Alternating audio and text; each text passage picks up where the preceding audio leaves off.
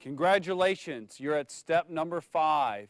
Your guest has now turned into a new associate, and really we turn into step number 5, which is the startup process. Now somebody brand new really gets started at the last question of the follow-up interview, which is, do you want strong leadership from me? And that a strong leader leaves nothing to chance. They'll tell you everything you need to do from A to Z so that you have the possibility of the greatest amount of success in the shortest period of time. Or would you like weak leadership where I just pretty much let you go and wing it and figure this thing out for yourself? Which one would you like? Now, where do you think they're going to go? What answer do you think they're going to give you? They're going to say, I'd like strong leadership. Tell me what I need to do next. And now you've been given the permission to tell them what to do next. And now you move into the last 4 filters of our 8 speed filters, which happen to be their next few steps. The next step that they need to do is create a business plan, to put it in writing. Then they need to complete their financial strategy. Then they need to complete their top 25 target market list. And then number 4, they need to sign up and register for our ASAP training program and be prepared to go out and do field recruiting with their trainer. These are the next steps in the fast start process. Now, there's an exact way to do this that works really well. I've found for myself and for many people that in step number 5, it's very important right then and there, while you're in their presence, you have them the most excited to get the process going in helping them create and develop their business plan. You ask them what are some of their goals that they have. You go back to the follow-up interview where there was a question on their goals. Now, what goals are the most important to you in the shortest period of time? How serious are you about these goals? And you help really get their goals. 2 things are going to happen as you get their goals. One, what's going to happen is you're going to get to know them a lot better and build rapport in a relationship. Secondly, you're going to get to learn their hot button. And as you know somebody's hot button, you also now know how to motivate them. So as you get their goals and you get them in writing, now you get to actually go on and discuss with them creating and development of their business plan. As you're going to see, there's a chart that you can follow in creating somebody's business plan. There's a couple different options within our business format system manual, and as you go through these steps, you're going to look, there's a certain amount of promotion guidelines and standards and when they want to get them and how many nights and evenings they're willing to commit and how many hours a night are they willing to commit. How many people are they going to need to talk to? That's all discussed in the development of their business plan, but you're going to actually help them do that. You're also going to set a time within the next 72 hours to go to their home in the evening and do their financial strategy with their spouse present if they're married.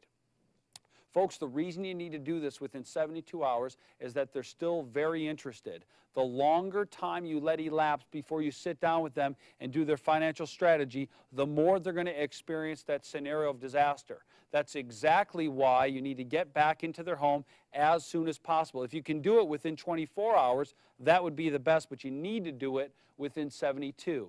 On that appointment, you're going to go to their home, sit down with them, and help complete their entire financial strategy, which is going to do 2 things. Number 1, you're going to help them get their financial house in order. Number 2, you're going to build rapport with them again and give them confidence to want to go tell other people that this is a credible company, that they bring value to people's lives. And I don't believe until somebody actually sits down and does their financial strategy, they don't really know and believe in their heart that what we do for people is a good thing. Once you get your financial strategy done and everything set, then people are going to be very much willing to make their target top 25 list. And in the development of that list, that's where you're going to go to work and start prospecting. The fast start with somebody new really is getting penetration into their warm marketplace. You're going to help develop a target market for them that's probably some of their closest friends, the people that they know that are centers of influence, family members, people that they want to bring this out to immediately, either from a business perspective or from a product perspective. Now, you can't go out and even help that new person under the product perspective unless they've qualified and registered online for our Associate Startup and Acceleration Program. And there is a tab within WFG Online where they can go and register for that, and there's a short course that they need to take to be qualified to even sit and follow scripts and observe appointments. I'm not getting into that at this part of the presentation, but understand that part of the fast start is penetrating that warm market and contacting these people. There's some golden rules you're going to need to know as you start somebody new up. A recruit is not a recruit until they have a recruit. A lot of people are so excited because somebody new has joined them in the business. The way I look at it is that person is dying out of the business from the minute they sign their membership agreement all the way up until the time when you get somebody new in the business as part of their organization.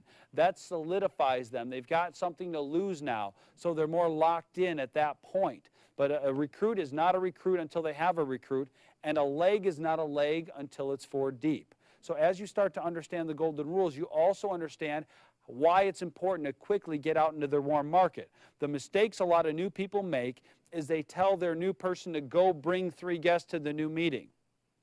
That's like telling your brand new baby at home to go change their own diapers and feed themselves. You wouldn't do that, would you?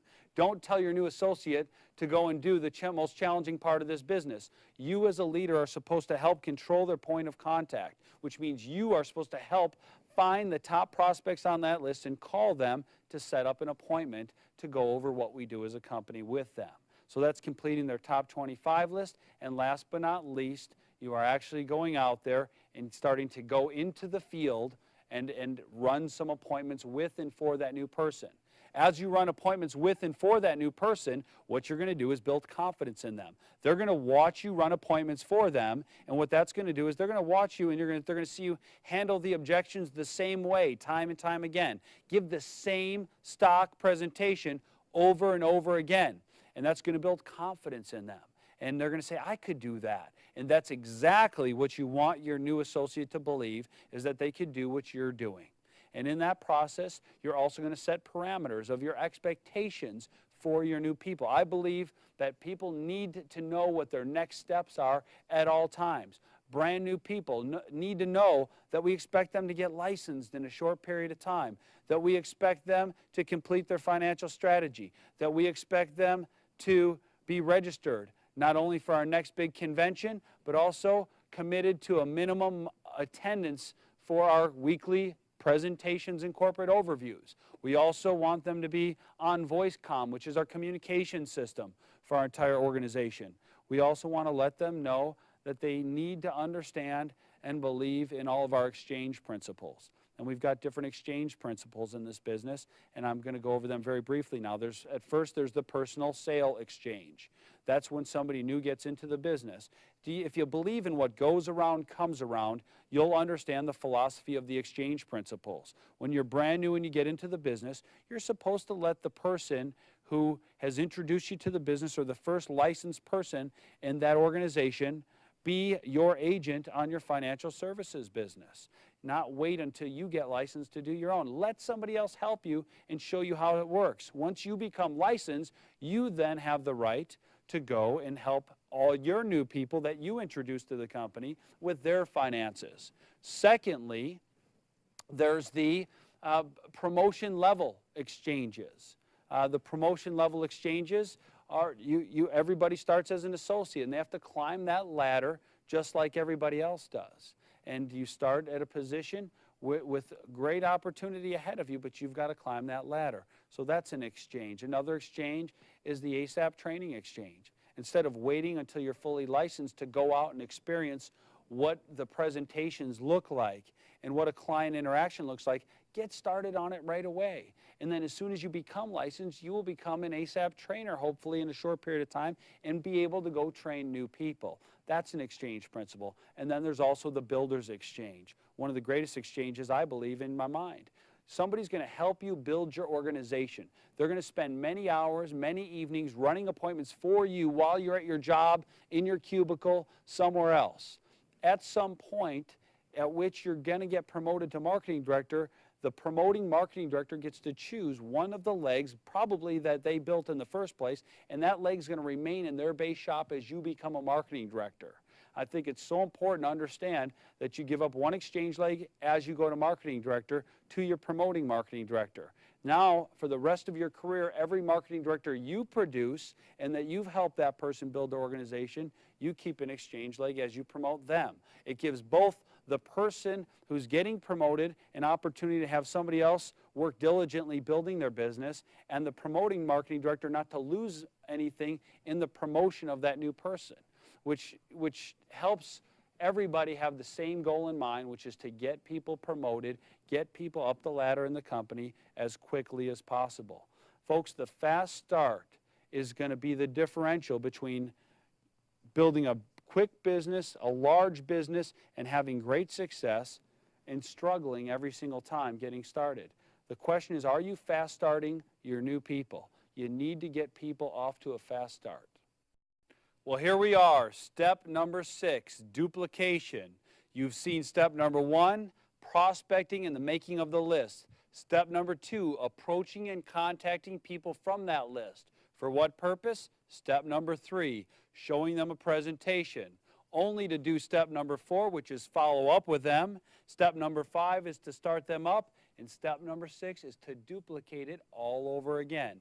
Take that new person right up to the front. Help them make their list. Help them contact that list. Invite to presentations. Follow up. Start those new people up. And duplicate it all over again. It's actually very simple, but it's the rapid repetition of these simple 6 steps that leads to an explosion in your business. We've all heard that before, and it's so true. The question is, are you running these systems? Are you running these 6 steps? Many people say that they're running a system, and I believe that they're running a system. The question is, are they running the system? And these 6 steps all together create our system, our business format system. In step number 6, we have to remember also some of the basics. You need to maintain a recruiter's mentality and a builder's mindset. A recruiter's mentality is nothing more than constantly in your mind thinking of adding new associates to your organization.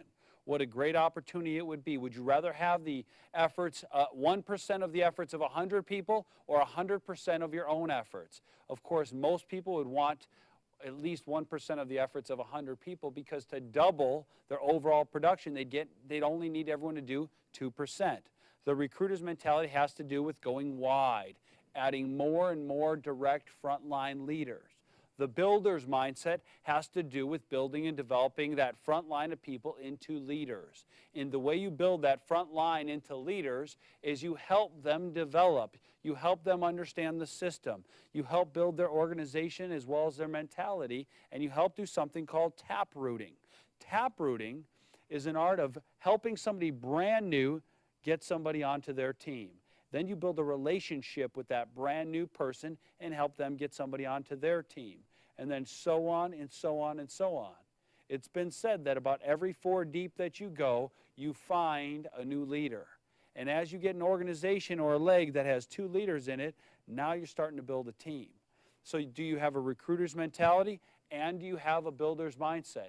Are you focusing on taprooting on a regular basis? See, what's beneficial about the taproot is if you have an organization of 10 people all in one leg, and you need to get a message out to everybody, how many people do you need to call? 1, right? Because they'll tell the next, and so on and so on.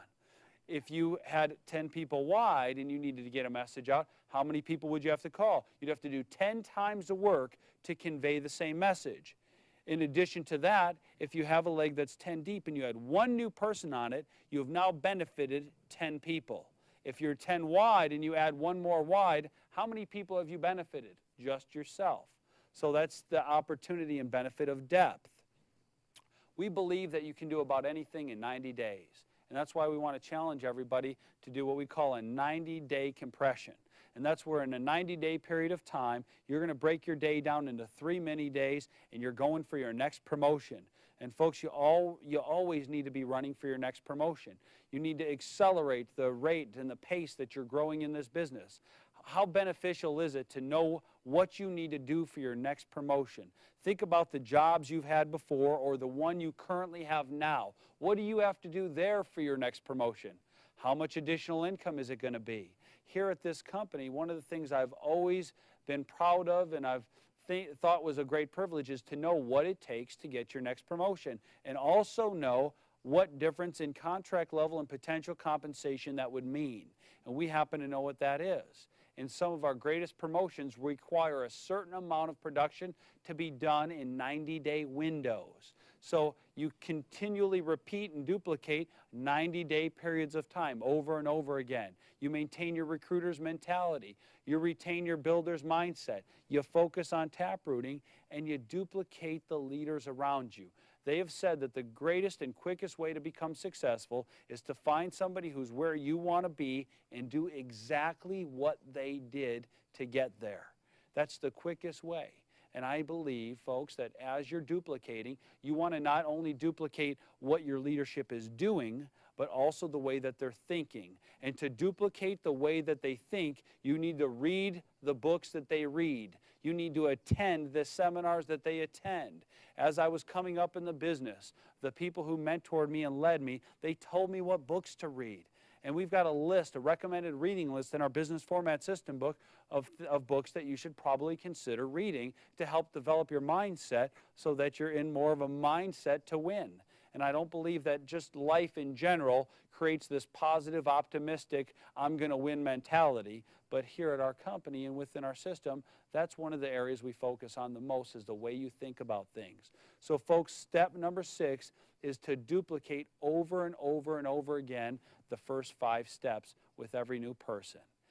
Can you stay consistent? Can you not get bored of the basics? I've been in this company for many years, and even today, I still have to do every day what I did when I got started and not be bored of it. I am as excited today as I was when I became an associate in this company, and I hope that you can maintain your enthusiasm, maintain your excitement, commit to the system, have a passion for the process, have a recruiter's mentality, a builder's mindset, and be committed to win.